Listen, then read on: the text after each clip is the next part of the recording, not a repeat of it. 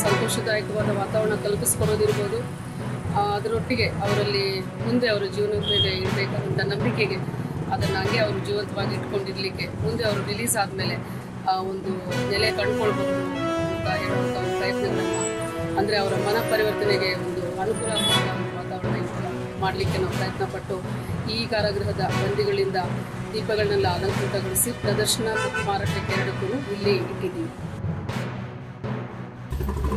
ಹಿರೇಮಠ ಗ್ರಾಮ ಪಂಚಾಯತಿ ಸದಸ್ಯ ಇಲ್ಲಿ ಚೀಲಗಳಿಗೆ ಆದಂಥ ಗಣಪತಿಗಳು ಚೆನ್ನಾಗಿ ಮಾಡಿದ್ದಾರೆ. ಕಲರ್ ಬಣ್ಣಗಳು ತಯಾರಿ ಮಾಡಿದ್ದಾರೆ. ಅವರಿಗೆ ಒಳ ಕೈದಿಗಳು ಸರಿಯಾಗಿ ಚೆನ್ನಾಗಿ ಪ್ರತಿ ಮಾಡಿದ್ದಾರೆ.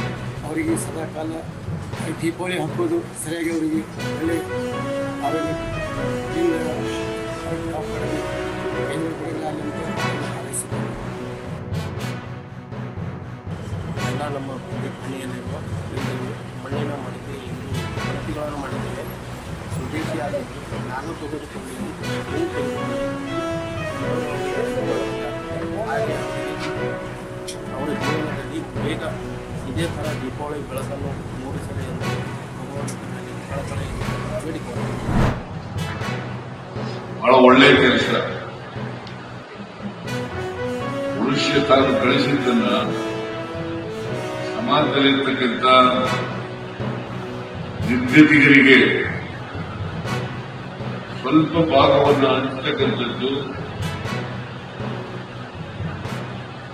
ಬಹಳ ಒಳ್ಳೆಯ ಕೆಲಸ ಅಂತ ಹೇಳಿ ನಾನು ಭಾವಿಸ್ತೇನೆ.